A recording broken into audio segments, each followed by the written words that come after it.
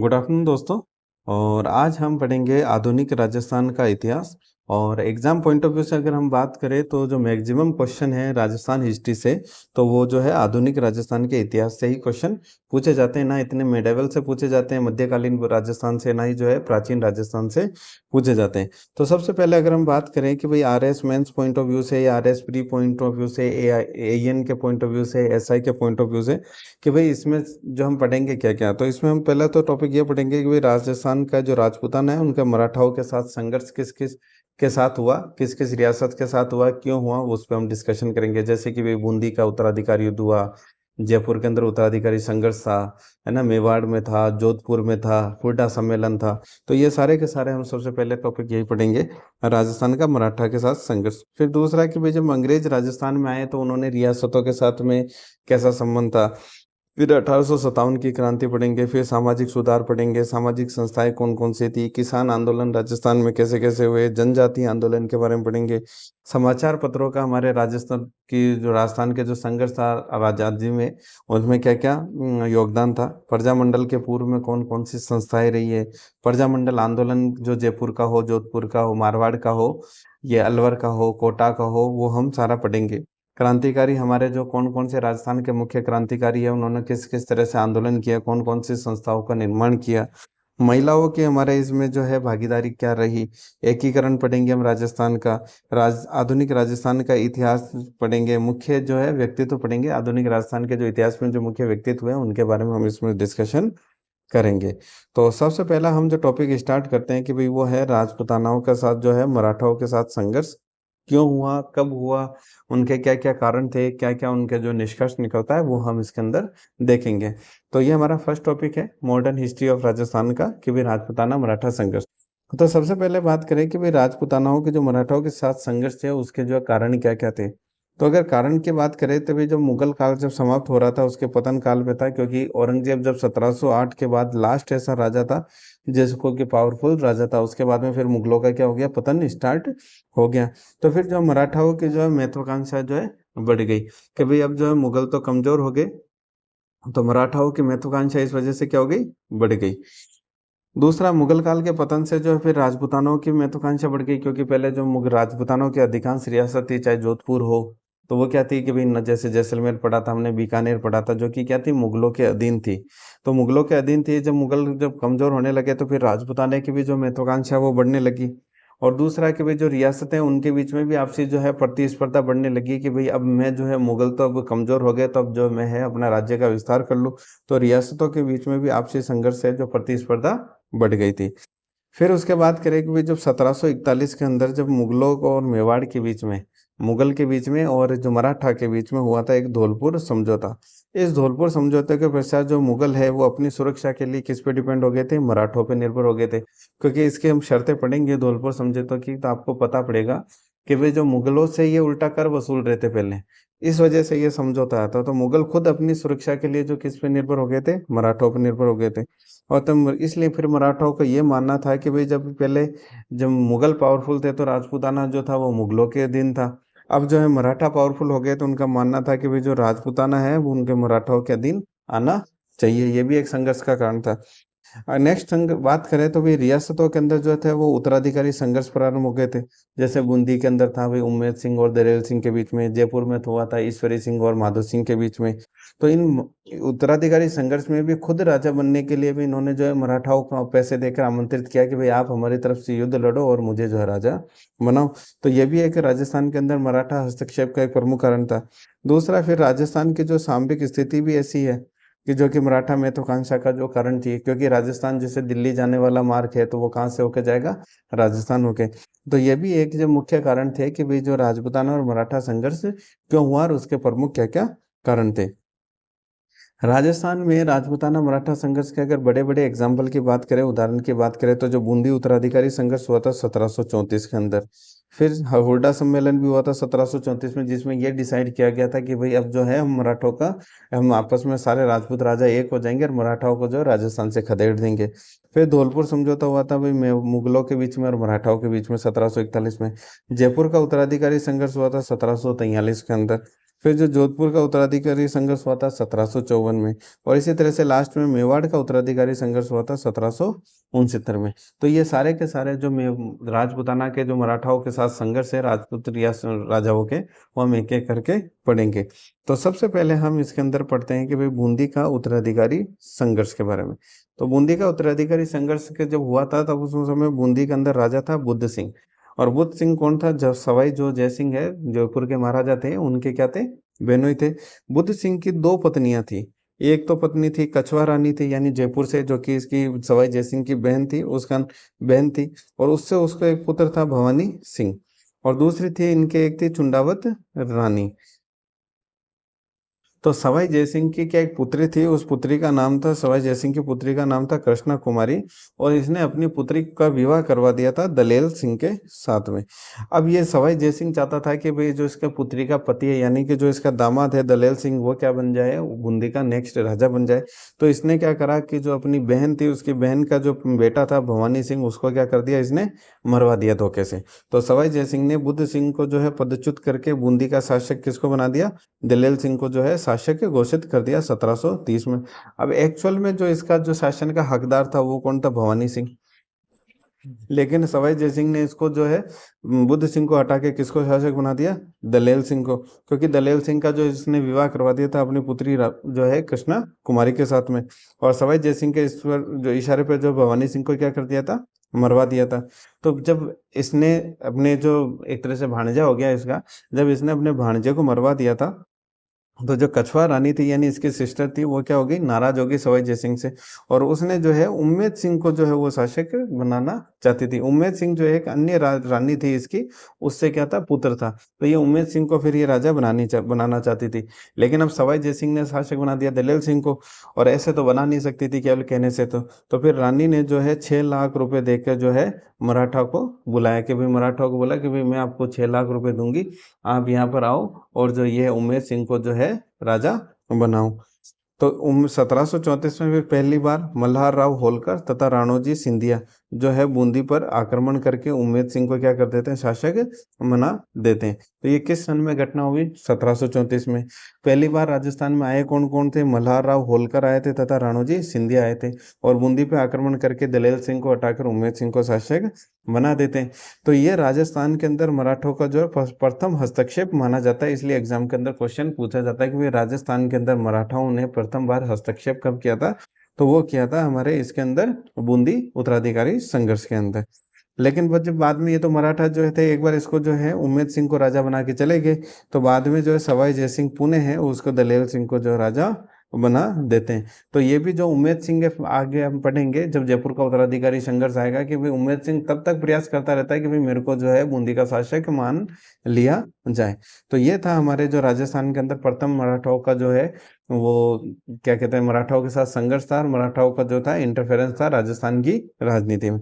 अब इस घटना का जो प्रथम बार मराठाओं को बुलाया, इसका जो है राजस्थान की राजनीति में प्रभाव क्या पड़ा? इस घटना ने एक तो जो है मराठाओं के अंदर भाई लालच पैदा कर दिया कि भाई जो राजस्थान के राजपूताना जो रियासत है, उनके शासक है, वो हमें पैसे देंगे और हम उनके जो राजा बनाएंगे। यानी पैसे लेके लड़ने का काम करेंगे, यानी उनकी जो अर्थव्यवस्था मराठाओं की प्रॉपर चलती रहेगी। और दूसरा कि भाई राजपूताने को जो है सैनिक सहायता मांगने के लिए क्या कर दिया? लालायत कर दिया। राजस्थान के जो राजा लोग बनने चाहते थे, राजा को, एग्जिस्टिंग राजा को हटा के, उनको लगने लगा कि भाई पैसे दे के मैं भी राजा बन सकता हूँ। तो राजपूताने के जो राजा है उनको भी सैनिक सहायता जो है मांगने के लिए क्या कर दिया? लालायत कर दिया। तो बूंदी विवाद को अगर हम शॉर्ट में देखें एक बार, तो बूंदी का राजा था बुद्ध सिंह, और ये हुआ था विवाद सवाई जयसिंह के साथ में।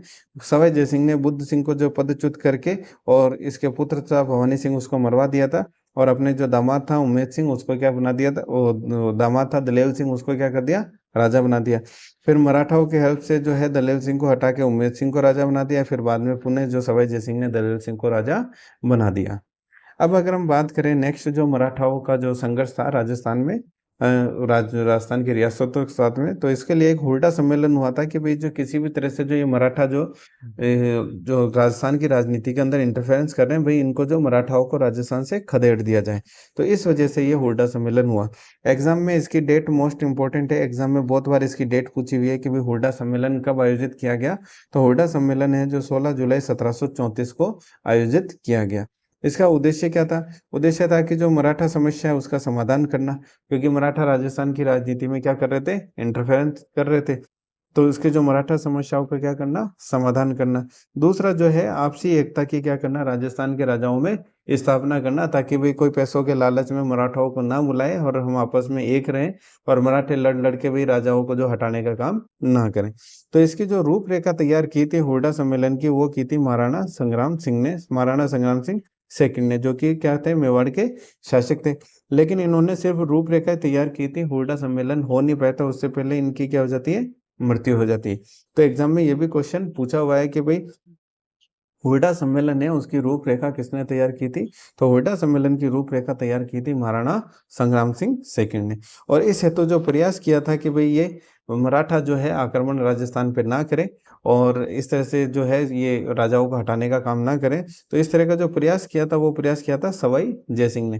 क्योंकि जो मराठाओं के जो मदद से जो है रानी ने दलेल सिंह को जो है शासक से पद से हटा दिया था। इस वजह से जो इसे तो प्रयास किसने किया था? सवाई जयसिंह ने।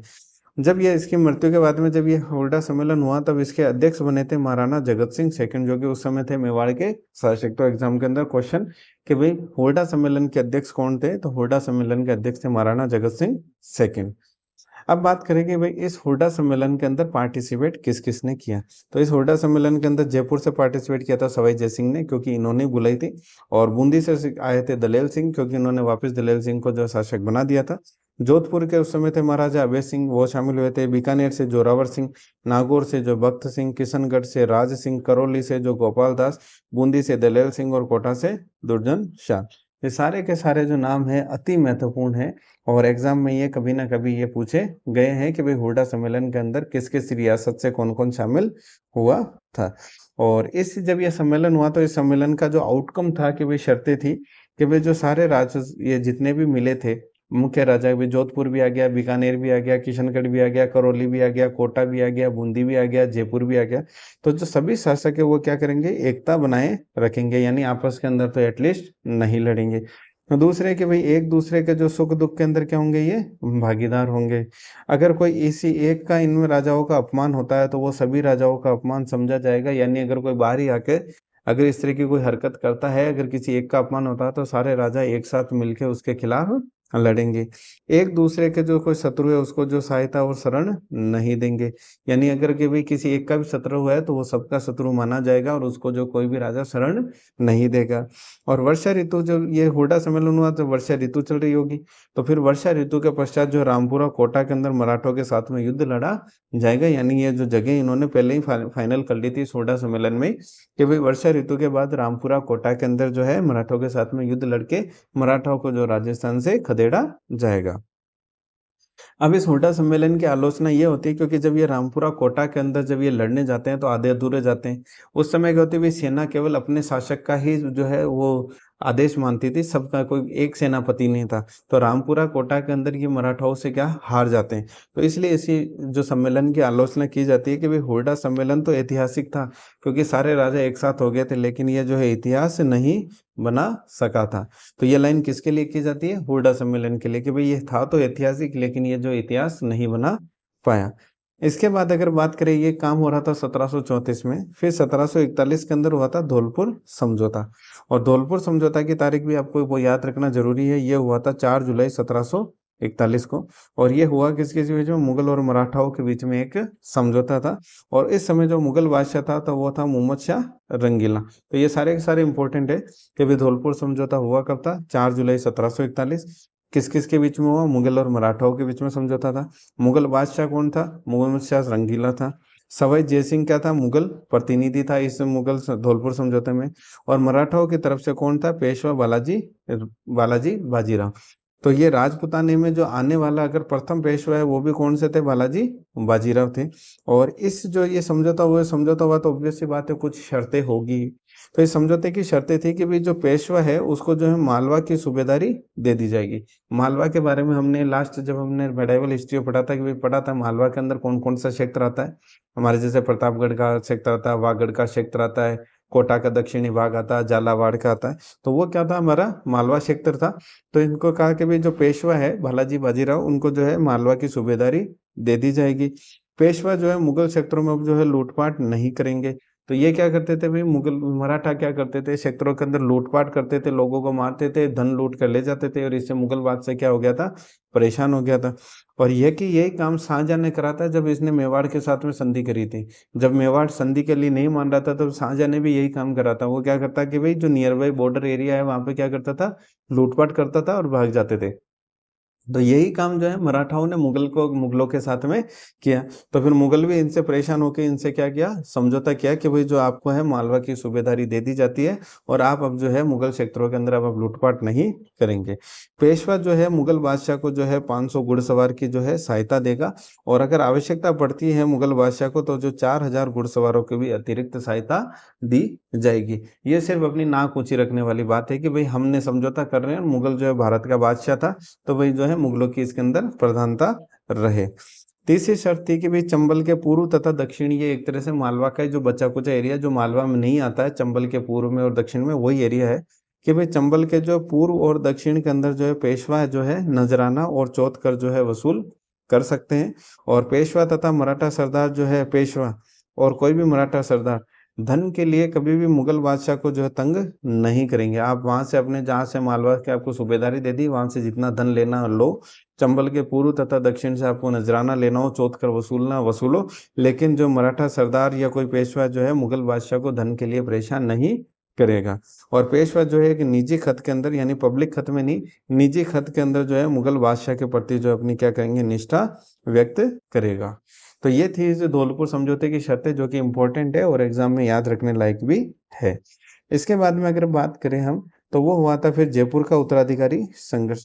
तो जयपुर का उत्तराधिकारी संघर्ष को हमें समझने के लिए सबसे पहले हमें समझना पड़ेगा भी देवबारी समझौता, तब हमें समझ में आएगा भी जयपुर के अंदर उत्तराधिकारी संघर्ष हुआ क्यों। तो जयपुर की अगर बात करें तो जयपुर के अंदर राजा था सवाई जयसिंह, और उसकी थी दो रानियां, एक थी सूरज कंवर जो कि थी खींची राजकुमारी, और एक थी चंद्र कंवर जो कि थी मेवाड़ की राजकुमारी। तो जो सूरज कुमार है उससे पुत्र की प्राप्ति हुई थी, उसका नाम था ईश्वरी सिंह। और चंद्र कंवर से जो पुत्र प्राप्त हुआ था, उत्पन्न हुआ था, वो था माधो सिंह। तो देबारी समझौता हुआ था 1708 के अंदर, जब औरंगजेब का जो क्या था, शासनकाल था। और उस समय यह था कि भाई ये कि जयसिंह, जो सवाई जयसिंह और अजीत सिंह को जो है क्या था, इसका उद्देश्य था देवारी समझौता कि भाई दोनों को जो है अपना शासन वापस दिलाया जाए। तो देवारी समझौता हुआ सवाई जयसिंह आमेर के मध्य, प्लस अमर सिंह सेकंड था मेवाड़ का शासक, और अजीत सिंह थे मारवाड़ का, कि भाई अजीत सिंह और सवाई जयसिंह को जो है अपना राज्य जो है पुनः दिलाया जाए।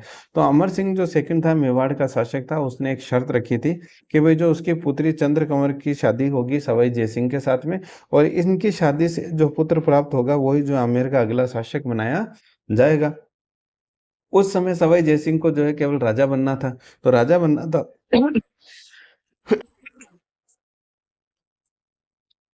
उस समय सवाई जयसिंह को जो है राजा बनना था, तो उसने जो है अमर सिंह की ये बात स्वीकार कर ली।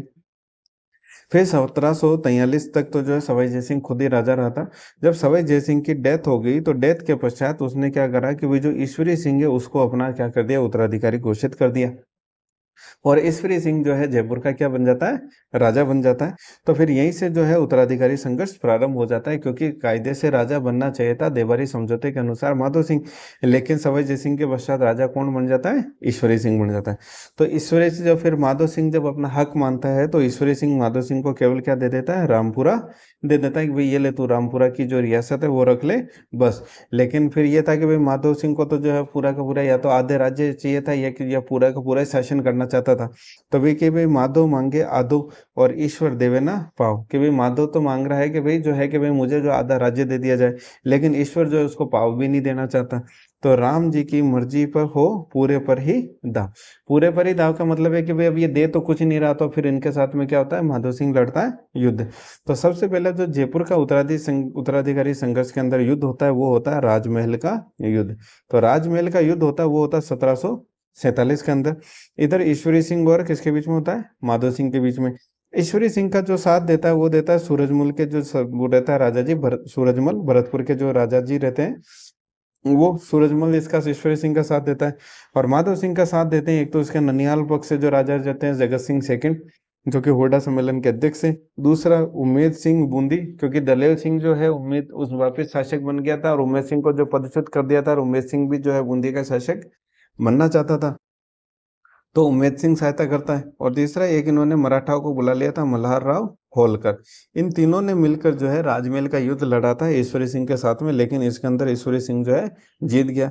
और ईश्वरी सिंह जब विजेता हो जाता है, इसकी खुशी के अंदर वो मनाता है ईसर, वो जो ईसर लाट या इसको बोलते हैं सरगा सूली, यानी पहला ये इसकी राजमहल जो युद्ध है इसकी विजय के अंदर क्या मना लेता है, तो ये ईसर लाट का निर्माण करता है, ये सरगा सूली का जो है निर्माण करता है। फिर इसके बाद में फिर दूसरा युद्ध हुआ 1748 के अंदर, बगरू का युद्ध। वही ईश्वरी सिंह का अगेन साथ देता है हमारा जो है कि भरतपुर के जो महाराजा थे सूरजमल जी, और माधो सिंह का साथ वही देते हैं जगत सिंह सेकंड, उमेद सिंह और मल्हार होलकर। लेकिन इस बार जो है माधो सिंह वो क्या कर देता है, युद्ध जीत जाता है। जब माधो सिंह युद्ध जीत जाता है, माधो सिंह का जो साथ दिया था मल्हार होलकर ने, ये था मराठा। ऑब्वियस सी बात है, मराठा फोकट के अंदर तो लड़ेंगे नहीं, और माधव सिंह ने पहले भी कहा था कि भाई अगर जीत जाएंगे तो भाई आपको जो है कंपनसेशन दे देंगे, युद्ध का हर जाना। तो फिर यहाँ पे जब जीत जाता है माधव सिंह, तो फिर तो ईश्वरी सिंह माधव सिंह को क्या देता है, टोंक दे देता है, टोडा दे देता है, मालपुरा, ये 3 मुख्य रियासत और इनके अलावा 5 परगने जो और है माधव सिंह को दे देता है। और उम्मेद सिंह जो कि दलेल सिंह पहले बूंदी का शासक था, उम्मेद सिंह को कोई शासक स्वीकार नहीं कर रहा था, तो उम्मेद सिंह को जो है बूंदी का शासक स्वीकार कर लिया जाता है। और ईश्वरी सिंह जो है अभी इस युद्ध के अंदर हार गया, तब ये क्या देंगे, मराठों को क्या देगा, युद्ध हार जाना, क्योंकि माधव सिंह की तरफ थे ये मराठा, और भाई जीत गए तो जो हारा हुआ पार्टी वो क्या देगी, युद्ध हार जाना। तो ये इसकी जो है 3 जो क्या थी शर्तें थी, जो आपको पता होना चाहिए कि भाई इस युद्ध का जो क्या क्या आउटकम थे। अब ईश्वरी सिंह जी जो है वो इस युद्ध हर जाना क्या करते हैं, नहीं दे पाते, और मराठा जो है इनको युद्ध हर जाने के लिए क्या करते हैं, परेशान करते हैं। तो फिर ये मराठाओं से तंग आकर जो दिसंबर 1750 के अंदर जो सरगासुली ईसर लाट जो इन्होंने बनाई थी, उससे जो है 7 मंजिला वो मंजिल का बनाया था इन्होंने, टावर बनाया था, उससे कूद कर ये क्या कर लेते हैं, आत्महत्या कर लेते हैं। तो ये इस सरगासुली जो ईसर लाट है वो बनी किसमें, राजमहल युद्ध विजय की याद के अंदर इसका निर्माण किया गया, और ये राजपुताने का पहला शासक था जिसने कि जो है आत्महत्या की थी। ईश्वरी सिंह के मरने के बाद में फिर जो माधव सिंह को जो क्या कंप्लीट जो है जयपुर जो रियासत है उसका क्या बना देते हैं, शासक बना देते हैं। तो जब जयपुर का रियासत अब माधव सिंह हो गया, तब ऑब्वियस ये बात है कि जो मराठा हैं, ईश्वरी सिंह की मृत्यु के बाद में जब मराठा युद्ध हर्जाना मांगते हैं, तो फिर माधो सिंह उनको जो है क्या कर देता है, 10 लाख रुपए दे देता है, क्योंकि अब जो है ईश्वरी माधो सिंह था वो जयपुर का शासक था, तो ऑब्वियस ही बात है उसको ही देने पड़ेंगे युद्ध हर्जाने। लेकिन मराठे जो है वो 1/3 राजस्व की डिमांड करने लगे, कि जैसे कि भाई वो जयपुर रियासत के अंदर हिस्सेदार हो, और जयपुर रियासत से वो जो है 1/3 राजस्व की जो है मांग करने लगे। अब ये माधो सिंह भी जो है इनसे क्या हो गया, परेशान हो गया। तो फिर माधो सिंह ने 1751 में 4,000 मराठे जो है इसको जो जयपुर बुलाया कि भाई आप जयपुर आ जाओ, फिर मैं आपको देता हूँ। फिर जब 1751 के अंदर जब फिर 4,000 मराठे जो जयपुर आए, तो फिर परकोटे में 4,000 मराठों को क्या करवाया, कत्ले आम करवाया। और इस कत्ले आम से केवल और केवल जो 70 मराठे थे जो कि अपने प्राण बचाकर यहाँ से भाग पाए। और जब इतना ये कत्लेआम हुआ, तो ऑब्वियस सी बात है कि फिर यहाँ से जो है राजपूत मराठाओं के जो संबंध कैसे हो गए, जटिल हो गए, क्योंकि अब जो मराठा है वो भी युद्ध वाले मोड में आ गए। जो पुरानी थ्योरी थी कि भाई जो हम किसी का साथ देके युद्ध जीत जाए, वो वाली खत्म हो गई, और जयपुर की जो है दुश्मनी हो गई थी मराठों के साथ में। तो फिर मराठाओं ने बदला लेने के लिए फिर मराठाओं के साथ हुआ था काकोड़ा का युद्ध, हुआ था 1759 में।